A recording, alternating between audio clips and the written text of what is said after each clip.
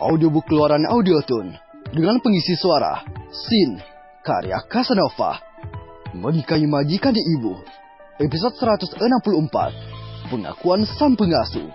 Pengasuh Isabel sudah berdiri ketakutan depan Bara, tertunduk, jarinya saling meremas depan perut. Bara mengeraskan rahangnya, menatap tajam, mata elang itu merah, memendam amarah yang berusaha ditahannya, supaya tidak lepas dari kontrolnya. Bagaimanapun, yang dihadapannya adalah perempuan, tidak sebanding dengannya, bukan tandingannya.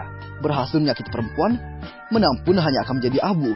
Kembalikan ponselmu, perintah Bara, mengulurkan tangannya.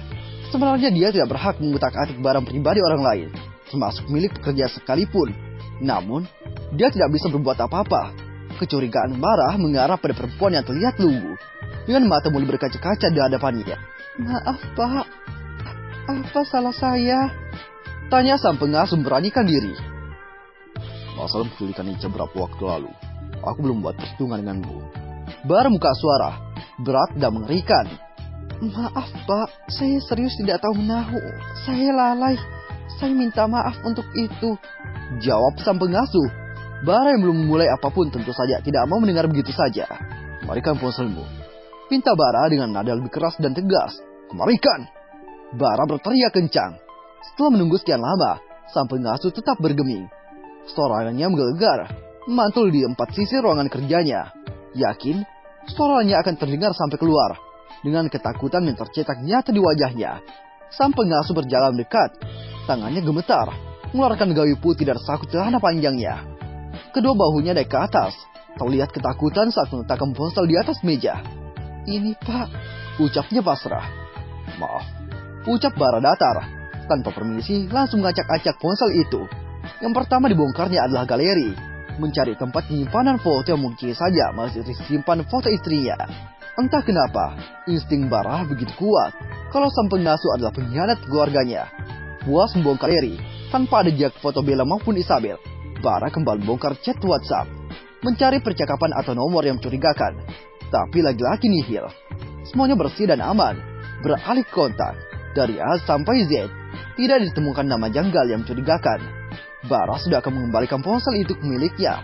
Wajah tegang pengasuh terlihat lega, membuat kecurigaan Bara semakin bertambah. Ponsel yang tadi sudah akan diserahkannya ditarik kembali. Dek, Bara segera mengeluarkan ponsel miliknya, menghubungi nomor Roland dari gawai sederhana milik mbak pengasuh. "Pak, kalau sudah, apa saya boleh permisi?" Sang pengasuh mencoba menjudahi. Jujur dia tidak tahu apa yang akan dilakukan Bara pada ponselnya. Tetapi, diperlakukan seperti ini sontak membuat gadis itu menciut. Jari-jari panjang Bara sudah menekan deretan nomor di layar ponsel. Setelahnya menyalakan speaker supaya mereka berdua bisa mendengar dengan jelas. Nada sambung begitu nyaring terdengar. Bara tersenyum menatap sang pengasuh. Sedangkan yang ditatap hanya bisa menahan gugup, seperti akan ledakan dalam beberapa menit ke depan.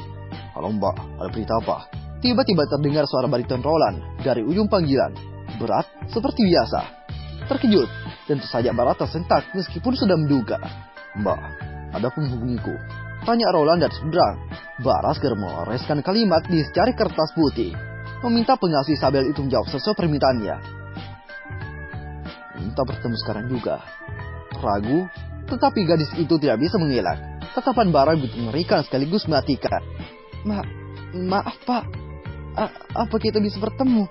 tanyanya terbata menahan takut. "Ada masalah apa sampai harus bertemu? Aku sedang di luar kota. Besok baru kembali ke Jakarta." "Iya, Pak." Roland baru saja hendak memutuskan sambungan, tetapi tiba-tiba laki itu menyela. "Mbak, dia sudah baik kan?" tanyanya pelan. Sudah, Pak." "Kalau sempat, tolong bawa Ica juga saat menemuiku. Aku merindukan anak itu," ucap Roland lagi. Belum sempat gadis itu menjawab, Bara sudah matikan sambungan telepon. Sedetik kemudian, melempar ponsel pengasuhnya ke dinding, hancur berkeping-keping. Tidak sampai di situ saja, laki-laki terlihat menghubungi Kevin di ponselnya, meminta asistennya membawa uang tunai. Apa tujuanmu?"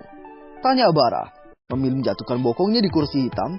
Dengan sandaran tinggi bisa diputar ke segala arah. "Maaf, Pak." "Ceritakan padaku, apa yang sudah kamu lakukan selama ini pada keluargaku? Aku akan mencoba sedikit berbaik hati, kalau kamu mau jujur padaku."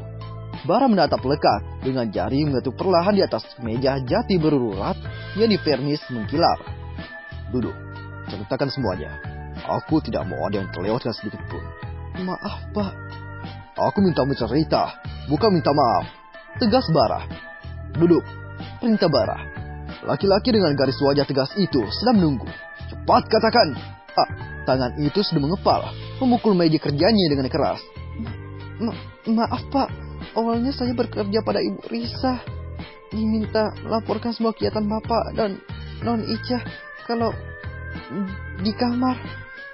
Cerita Ibu kalau dia tidak diizinkan masuk ke dalam kamar Bapak. Pengasuh itu mulai bercerita. Ada rasa was-was takut Bara meledak lagi.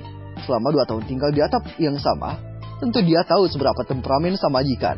Lalu, Bara tampak serius menunggu cerita selanjutnya.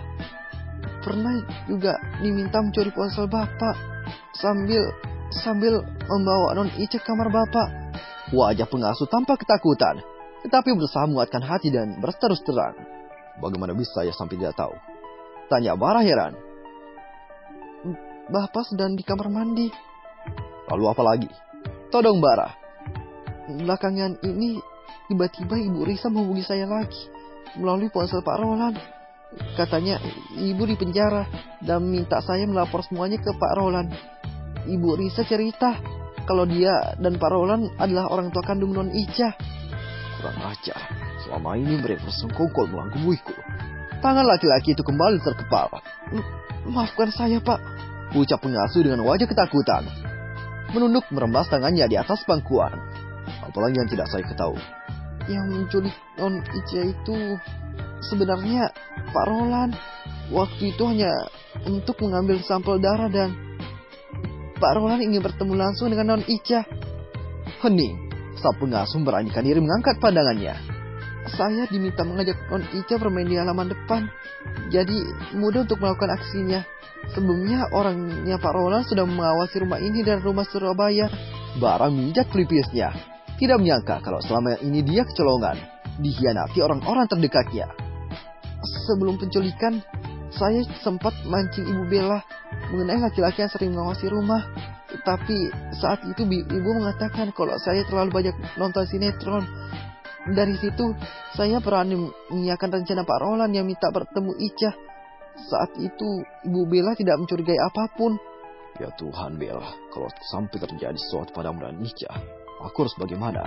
Desah Bara berengkai kembali cerita yang disampaikan pengasuh.